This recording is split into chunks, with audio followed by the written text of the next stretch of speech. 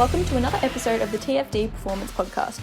Today's episode, we are talking about body dysmorphia in weight category sports. Unfortunately, body dysmorphia and disordered eating behaviours are extremely prevalent in weight category sports. In today's episode, we talk about why this is the case and how to foster a healthy relationship between yourself, your body, and your food intake. Alrighty guys, welcome to another episode of the TFD Performance Podcast. I am Loz, the expert dietitian Nash. Okay, we're going to start that again because I feel like, oh my God, you know what though, knowing Geordie, he's going to listen to this and he's just going to upload it anyway. So I reckon let's just rock and roll with it. But anyway, off air, we were just having a laugh about who was going to host. And I always say how Geordie throws me on the spot and I was getting good at it. But then today I obviously jinxed myself because I totally screwed that up. But I'm just so excited that we get to do our first podcast episode together because we haven't done one yet. So Jack, welcome. Thank you. I'm very impressed with your hosting ability so far. So yeah, very excited to have the first podcast together ever. Well, you taught me well, took me from a student and now look at us now. I know. Is it 2 years now? I think maybe like a year and a half. There we go. I know, time flies when you're having fun. Now hosting podcasts in a year and a half. There we go. I know. How is that? I'm so grateful. Anyway, I suppose, what are we actually talking about today? So today's podcast, we're going to be talking about body dysmorphia in weight-based sports. Obviously, we have a lot of combat sport athletes, but not only combat sports, we've got weightlifters, powerlifters, we've got jockeys. So there's a lot of other sports other than, combat that weight is a big pressure.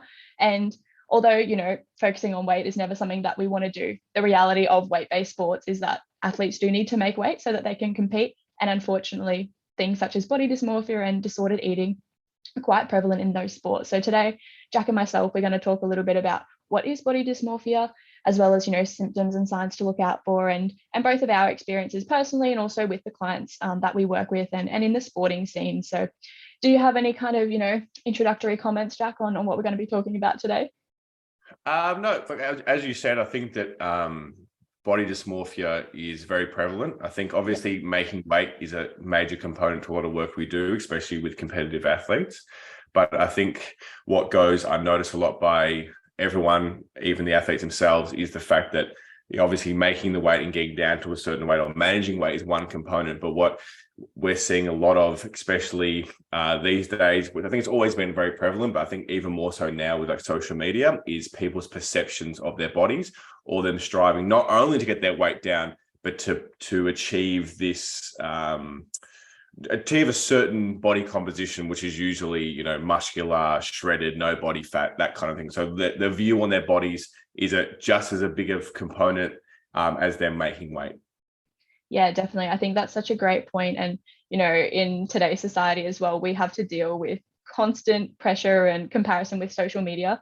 And I think we've spoken about it on the podcast before. Obviously, social media is great, but unfortunately, it does open us up to a lot of kind of comparison and seeing what celebrities or elite level athletes are doing and looking like and wanting to be like that, and also thinking that fitness or health has a size and a shape, but it really doesn't. So anyway, I reckon let's start off first by just kind of describing what body dysmorphia is, and then we can move through, some of the symptoms and then the prevalence of it in combat sports. So ultimately, what body dysmorphia is it's actually a disorder. So body dysmorphic disorder is a mental health condition where people have this constant worry about the way that they look. So for example, common behaviors include constantly checking their body, comparing themselves to others, not necessarily even just looking in the mirror, but, grabbing their skin and just constantly obsessing and idealizing over their body. And this preoccupation with their appearance can become, quite suffocating and so extreme that people start to struggle focusing at work, at training, at school, all of those types of things. So, it often gets thrown around, oh yeah, body dysmorphia, oh, I've got, such bad body image issues. But the reality is this is actually quite a serious condition. And if it's not recognized or intervened, it can develop into a serious mental health condition, which, there's a lot of other conditions such as, anorexia or binge eating disorder. And they are different. However, they can all coexist and unfortunately do start off from similar origins in terms of, finding something negative about ourselves and just obsessing over it. So Jack, do you want to run through maybe a few of the symptoms that we see in individuals with body dysmorphia?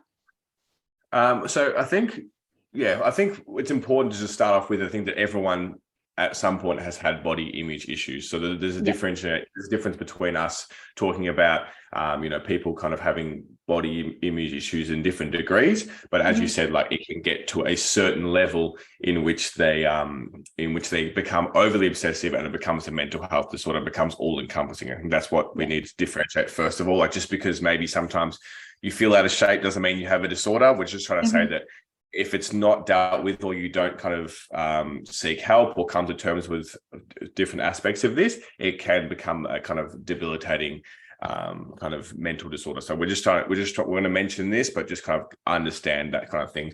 I think some of the most common kind of signs and symptoms is kind of obsessively looking at yourself in the mirror. So obviously looking at yourself, multiple times a day, if they, like you said, like grabbing your fat, looking at all these imperfections or your perceived imperfections in your body.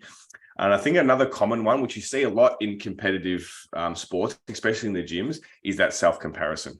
So looking at somebody, their body type. So everyone knows someone in their gym who has what a lot of people perceive as the most athletic body, which is usually, again, low body fat, muscular and stuff like that. So comparing yourself to that person, but feeling bad about yourself, or saying that, negative self-talk. So negative self-talk is another component to it, but it's very much linked to the comparison stuff. So, and also the compulsive checking of your own body image in the mirror. So that compulsive thought processes about, your imperfections in comparison to someone else, your compulsive thoughts about how out of shape or how fat you are in the mirror. So those are the kind of the two main components, is this constant obsession. So it's like, obviously sometimes when different points you may look at yourself, but it's when it becomes obsessive and compulsive. So it's like it kind of all encompassing throughout the day, or when you're training, or any point of the day, you're constantly thinking about this. And I think, like when me and Geordie have spoken about before, this kind of does overlap with different aspects. Like, again, so this can lead to restricted eating. It can lead to, more like kind of mental health issues such as anorexia and bulimia. But it's more so like the difference between, say, body image issues and, say, body dysmorphia is more this obsessive and compulsive thoughts around your perception of your own physical flaws. Definitely. And I think what you've said is super important. It exists on a spectrum. You're not either, extreme body dysmorphia or, body image issues. You can be anywhere between that, and you can, regress or progress between both of those levels. And I think both you and I would probably, again, we've had days, weeks, months, I don't know, you look at yourself and think, oh, I'm looking out of shape. Or, I used to have, 5% body fat percentage, and now I clearly have 20%. It's so natural to have all of those thoughts, and sometimes they can be super harmless. But it's when it does get to the extreme, as you said, it becomes all encompassing, and it's pretty much taking up 99% of your brain capacity, is when, okay, it starts to become a little bit of an issue. And you also mentioned, it can lead to constant dieting and also over exercising, which obviously we see quite a lot with our athletes and with our clients. And that is when, obviously, yes, it can lead into other things, as you mentioned, such as disordered eating behaviors. And the prevalence of things such as body dysmorphia, it doesn't discriminate. It does impact both men and women. Around 2% of the population experience it. And I imagine probably more just have general body image issues. But of course, it can be more common in groups such as, say, teenagers, women, and also people with pre-existing maybe mental health conditions, and as well athletes. I think athletes are very vulnerable to this because, again, depending on what type of sport you are, as you mentioned, they're in the gym, looking at other people, comparisons, maybe the type of clothing that you have to wear for your sports. Obviously, we always talk about weight-based sports where weight is the focus, but also these types of behaviors are so prevalent in aesthetic sports as well. So, for example, gymnastics, diving, figure skating, all those types of things as well. So it doesn't always necessarily have to be about a weight, but yeah, the perception of your body. And I think, part of the reason we're doing this is so that, you've had a lot of experience with it with your clients. And I've obviously had personal experience with it coming from an aesthetic sport in my past. I think I've mentioned it on podcasts before, but I used to do figure skating, and I was never, I was always lean, and I was an athlete, I had a great physique, and I don't know what it was, but I think it was that self-comparison, constantly seeing other girls in leotards and blah, blah, blah. And you just start to think, okay, well, I don't know, where am I? Or, I'm apparently, not fit enough, or X, Y, and Z. And it kind of just spirals into all these negative beliefs and behaviors. And then disordered eating and over exercising and trying to do all of those things. So yeah, whether you want to get there or not, sometimes it just happens, and we've all been there. I've definitely had a huge experience with it, but I think being able to talk about it and recognize it as well is a huge important thing for people listening to take away. Think, okay, am I looking at myself and thinking, I've kind of let myself go, or are you constantly, looking at yourself or trying to avoid yourself? Because as I mentioned before, it does exist on a spectrum and doesn't have to be serious, but again, it can become quite serious and debilitating. So it's always better to intervene earlier. Yeah, and it's also like, I kind of think as it gets to the extreme end of the spectrum we're talking about, it can become like a very distorted view. So this is when you kind of go to the deeper into the mental health component of it. It's a very distorted view. So like, obviously, you may see someone who you perceive as, in fantastic shape, or they're very, low body fat percentage. But this kind of body dysmorphia is when they themselves look at themselves in the mirror, when they're comparing themselves, they see themselves as fat, or they see physical flaws that maybe everyone else is not seeing, because it becomes a distorted view of self. This is what we're trying to say, is that, it's all good and well to be like, oh, you're in great shape, but it's the person's own perception of themselves. And this is what you don't see a lot of. So you might see someone in great shape and what you think is fantastic, they look amazing, but for themselves, they might be struggling behind the scenes and being like, okay, well, 10% body fat, but I need to get to 7 because then I'll have striations here and my biceps will be popping or something like that. So I think that's what's really not spoken about, is that how people perceive themselves can be really distorted, and this one, it kind of leads to these really negative health implications. And obviously, when we talk about things when people mention like anorexia and bulimia, a lot of those people who are suffering such a disorder have a distorted view, as a lot of people know. Like when you see someone who is severely anorexic,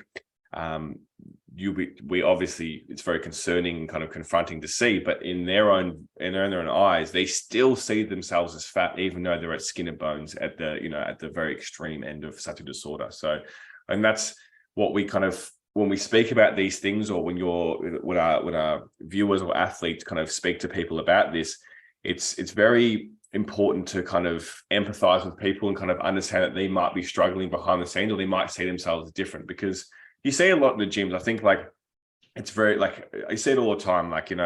Someone might be put on a little bit of weight, and it might be a throwaway comment like, oh, look at your stomach, or you put on a bit of weight there, huh? And then you might think it's a throwaway comment, or someone does, but that person, that might send them into an absolute spin, or especially when I went to Thailand, if you put on a little bit of weight there, or you're not absolutely tiny, they call you fatty or Buddha belly and stuff like that, the Thai trainers. So it's just again, we're talking about this kind of combination of the social media pressure, the culture within certain sports to look a certain way. And I think this is what we can both talk about. I think, coming from your CrossFit background, if I watch CrossFit videos, it's guys who are absolutely muscular, not much body fat. The girls are in fantastic shape, booty shorts and crop tops, a lot of skin exposed and fantastic shape. And they're kind of idealized, like Matt Fraser and, I don't know, was it Sigmund's daughter or something like that?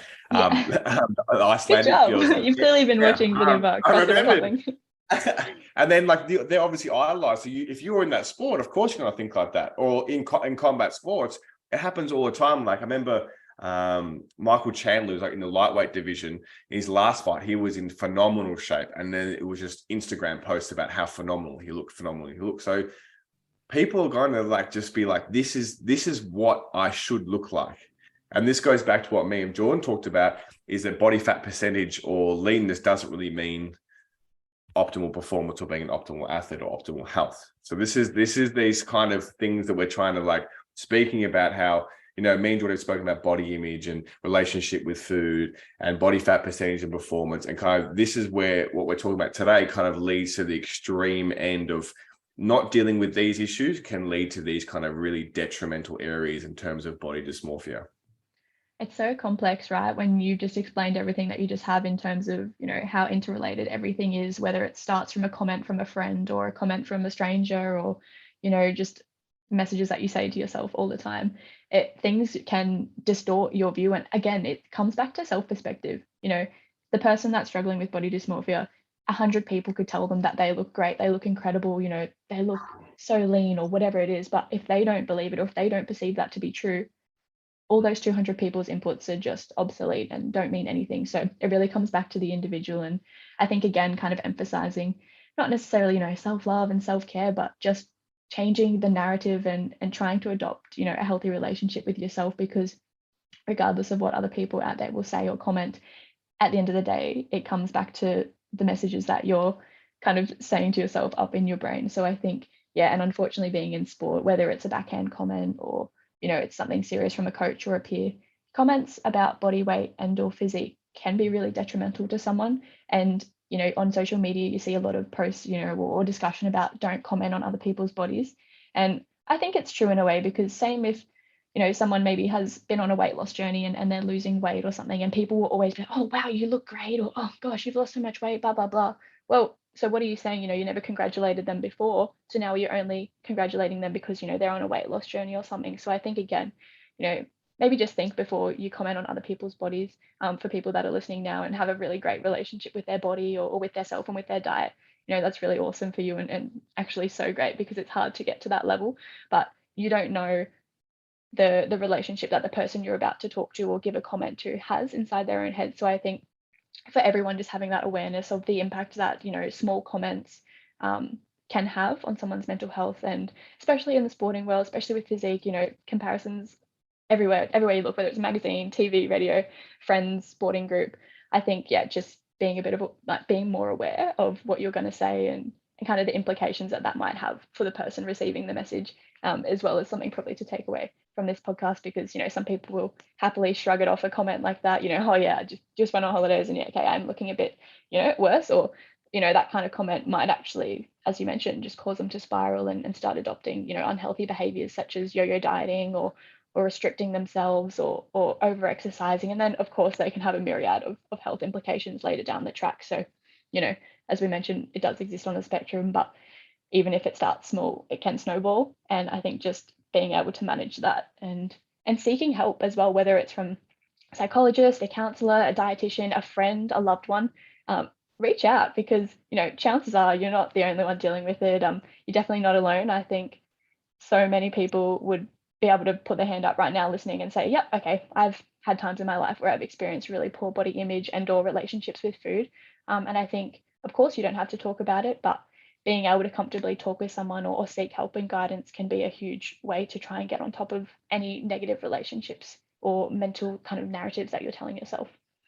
Yeah, I think that's incredibly important to like get onto it early. Like if you find yourself kind of having these compulsive or obsessive thoughts, to kind of seek a bit of help, because again, it may not be the reality. You know, even though someone might say a throwaway comment, they might not even mean it. Some people can just be a little bit toxic sometimes in some settings. So just kind of understanding that.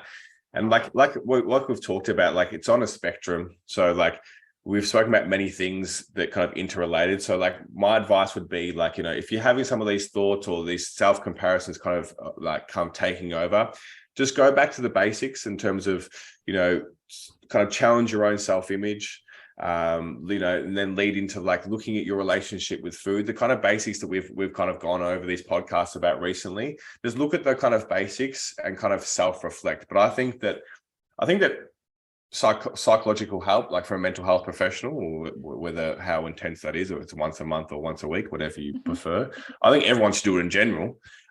Just because it's just a healthy thing to do, like just like going to the gym, speaking to a professional, or even if you can't afford that, or you don't want to speak to a professional, speak to someone who is empathetic and kind and understands you. Speaking to someone about this kind of stuff, especially if you're in the athletic world, but I think general population, is so important. And I think that's something that we, you know, obviously the mental health day comes around and everyone does a post, which I'm guilty of as well. But I think that you know, seeking help, being mature about it, and doing it early is really important. And then to follow that, try to, whatever environment you are, if it's a friendship, if you own a gym, try to change the culture. So kind of stamp out the fat shaming, stamp out the little comments, especially like, you know, I've seen it happen to you know, females, which I think are generally a bit more susceptible to it.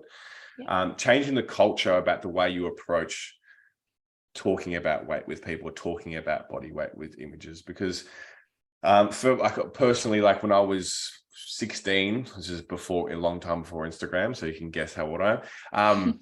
That I was 6'2" and skinny as a rake, and then I was obsessed with being massive. I wanted to be big and muscular, and I remember just eating obsessively and pumping weight, trying to get bigger. And I was 17 thinking about like, I should take steroids, because I saw these guys and I was idealizing them, because this big muscular guy at the beach has all the girls around him. So that happened to me. So I ballooned up to like 105 kilos.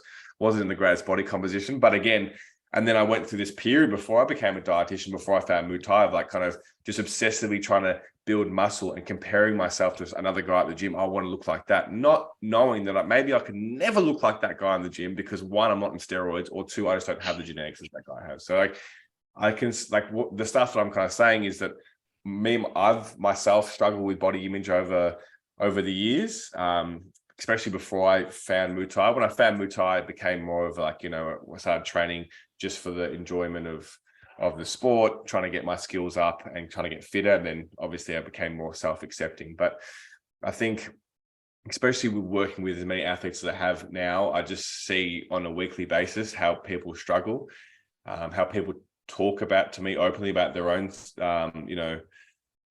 comparisons. Like, but I want to do this. I want to look like this guy. I think like a few of my athletes, obviously I post on the weigh-in day, and they're like, oh man, these guys are so muscular, I want to look like that. One, again, genetics. Two, different person altogether, different training modalities. And again, weigh-in day is not indicative of how they look 24/7. But again, just seeing how prevalent it is, and that's what we thought was so important to talk about. Not to say to diagnose everyone with body dysmorphia, but just explain how this spectrum can go from very, very innocent kind of body image, on and off, not feeling great, to this very detrimental disorder, which is, a mental disorder, and which can be very detrimental to your overall health, both mentally and physically. Yeah, no, that was really awesome. And thank you. And I do agree, at the end of the day, like you said, we're not here to diagnose everyone with body dysmorphia. It's increasing in awareness and just making you a bit more, aware and self-aware of comments and behaviors and way to act. And I think, a good way to finish touching on what you just said is, 100 people could do the exact same exercise and diet the exact same, and we'd all look different, because genetics, metabolism, all those types of things. So again, coming back to, don't compare yourself to what you're doing against other people, because we all are different, and that's what makes us beautiful. So I reckon let's wrap it up there with that really lame comment on my behalf. And if anybody really enjoyed today's topic, let us know. And or Jack's got quite a lot of good resources on his social media about fostering a healthy relationship with food and body image. So if you would like some more resources, go over to his Instagram, The Combat Dietitian. And we will see you next time. Thanks, Jack. No worries. Have a good day. You too. And there it is, another episode of the TFD Performance Podcast. If you like this episode and you enjoy our content, then you will absolutely love our new TFD Performance Hub. Our first course on the hub is the Performance Nutrition for BJJ course, which is perfect for grapplers looking to master their nutrition. And if you follow the link in the description, you can even snag 40% off that course. This podcast will be available through the podcast app, iTunes, Spotify, YouTube, and if you follow along our socials at @the_fight dietitian, you can see all of the best bits from our podcast episodes. Thanks for listening in, and I'll see you guys for the next episode of the TFD Performance Podcast.